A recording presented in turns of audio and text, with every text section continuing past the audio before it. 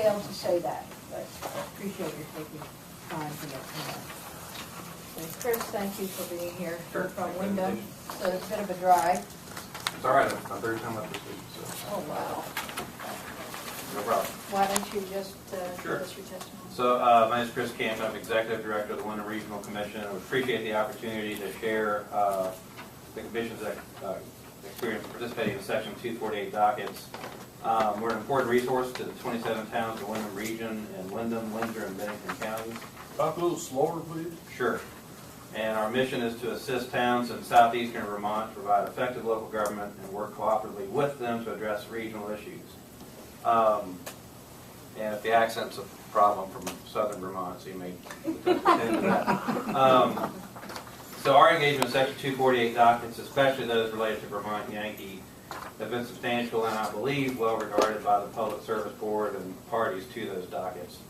And found the following to be true.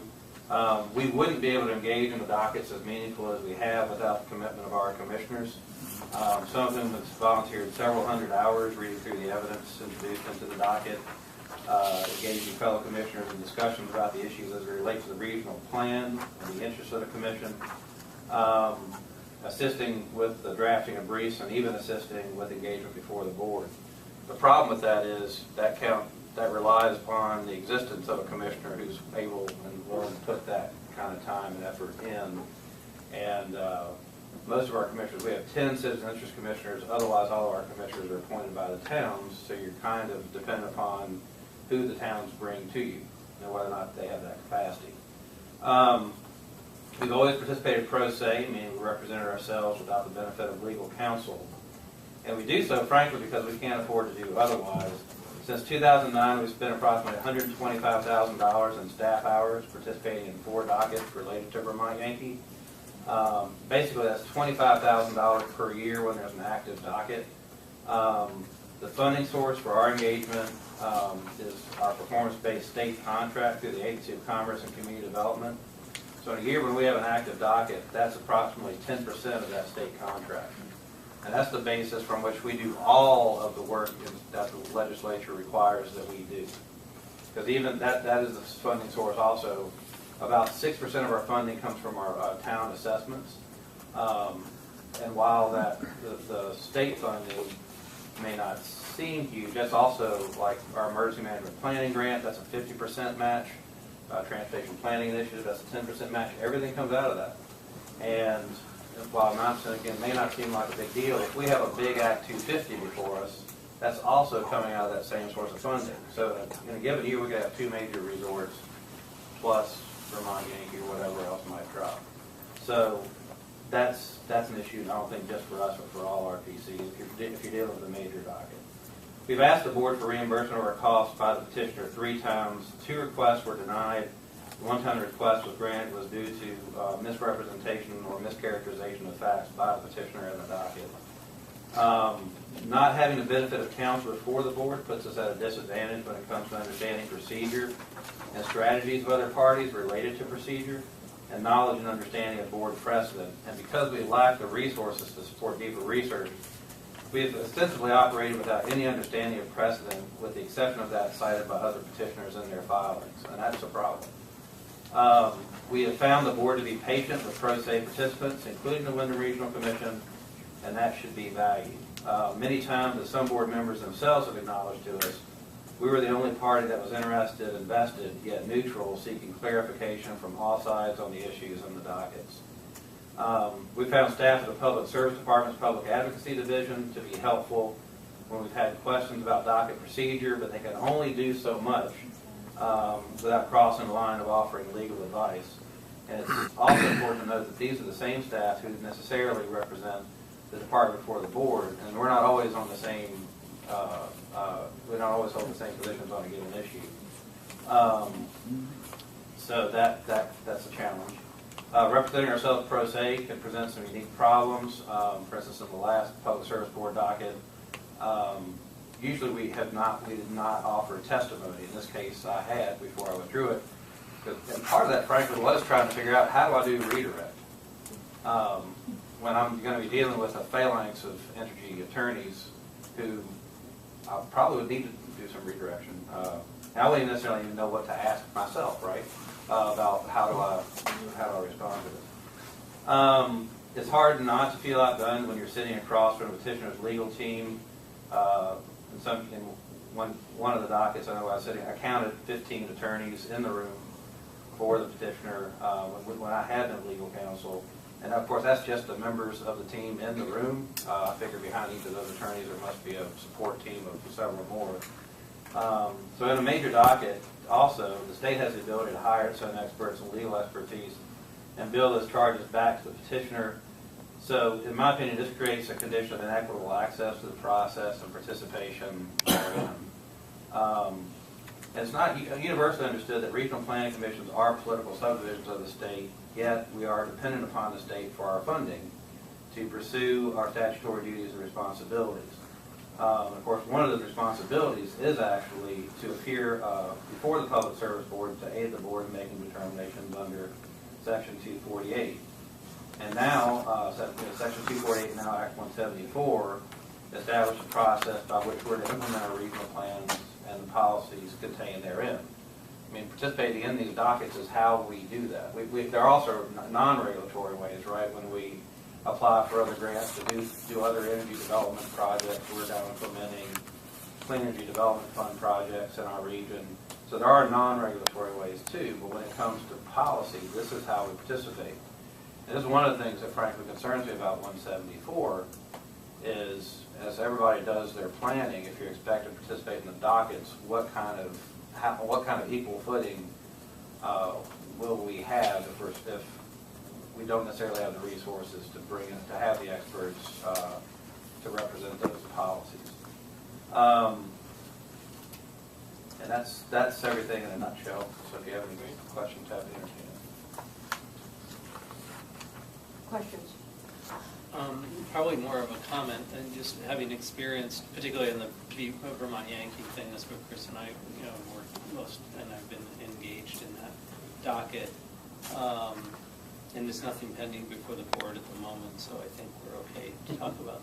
I've found their input to be invaluable and participation to be invaluable, and yet I recognize it costs you money and time that you otherwise don't have. So I think that's a valid and concerning trend if it takes more and more time to do so. We have conversations independently in order to try and get, if in places where the department can represent other interests or at least learn what the issues are and take them on as their own. But it is challenging the speed at which things usually happen at the board, and the fact that they want to participate as a party and be effective. So I think a lot of these comments are thoughtful and appreciated. Some have solutions, and some maybe have more challenges. But I think we should try to resolve those, because regional planning commission's participation is important and has been an important aspect of at least my experience with this process. Other questions? So when your budget, if you look at your regional planning commission budget, do you have legal written in at all? So you don't have any legal funding? Right, with an Act 250, I gave 2 thumbs up when they were having the Act 250 discussion, because it is so much easier, just procedurally, for us to participate in that, because it's not as formal a process. It's much more pro se friendly.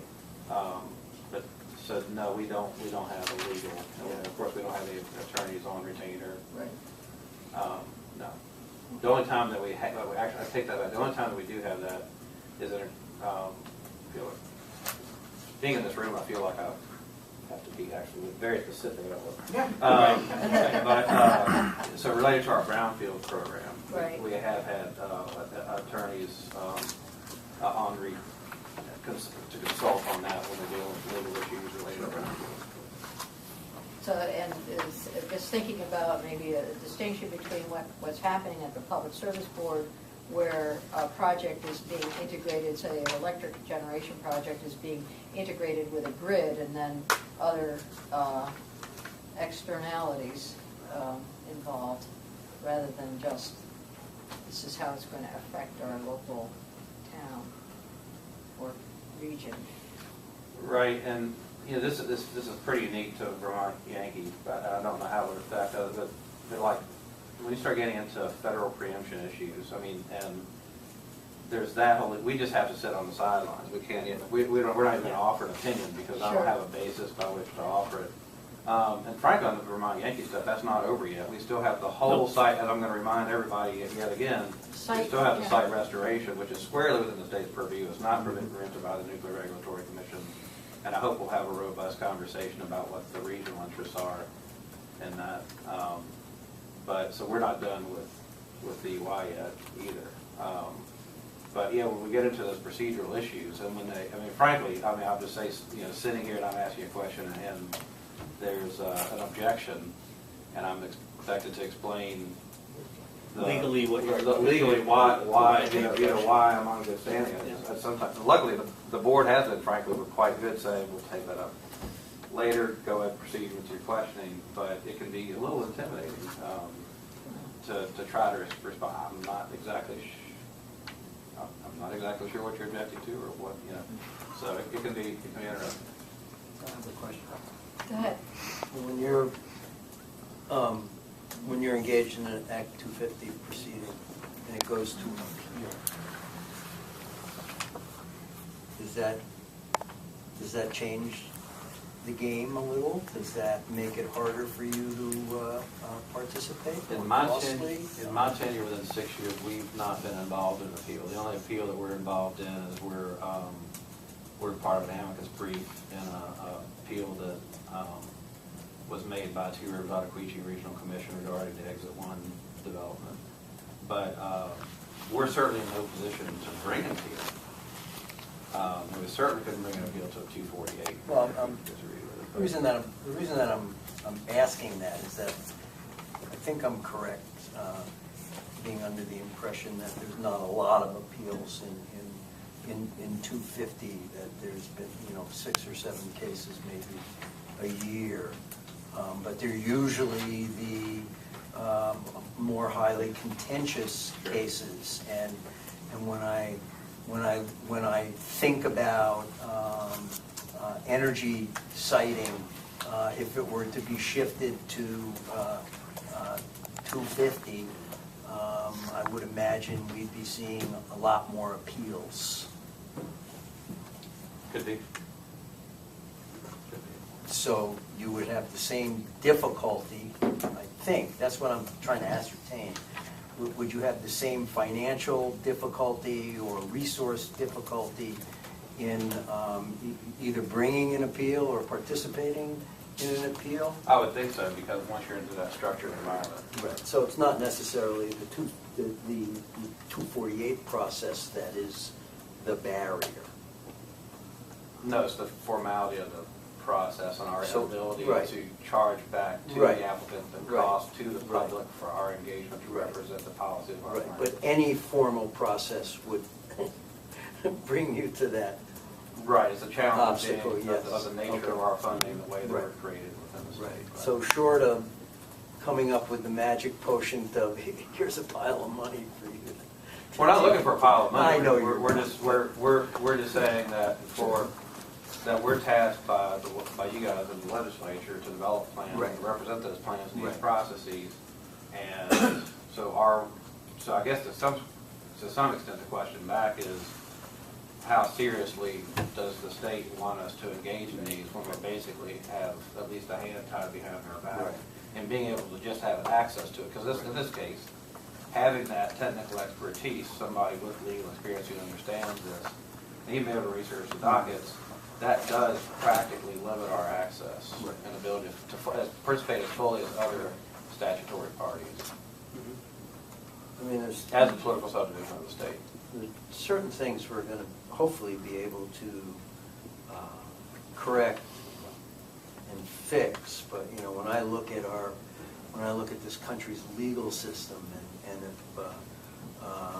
if you're a poor person and you commit murder, you're more likely to get the death sentence or get a life sentence than if you're O.J. Simpson and you commit murder. Sure. I mean, that's the nature of anybody's beast, and that's because you know, if I'm O.J. Simpson, I have 20 lawyers that I can afford to. And not legal aid. Right.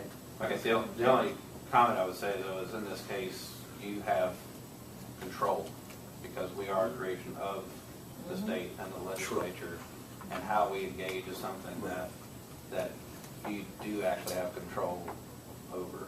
Would a bill back authority actually work for you guys as an instrument of the state Yeah, or the legislative party? Yeah, that's actually come up in that was addressed in the Governor Citing Commission. We brought this issue up because it was actually recognized that, okay, if you're going to go through the regional energy planning process, if you're going to get this finding, then you've actually got to be able to participate in the docket. Therefore, I believe it was still hinging on it was not a was a certificate of energy compliance. It was something else, but basically that I think it was even proposed even if it was a matching fund, and it would be for specific areas. But I would, I mean, actually, I don't know the legal ins and outs of that, but so I don't know how that would relate to other political subdivisions that also have standing. No, I guess we would be able to. This depends on what's enabled through legislation.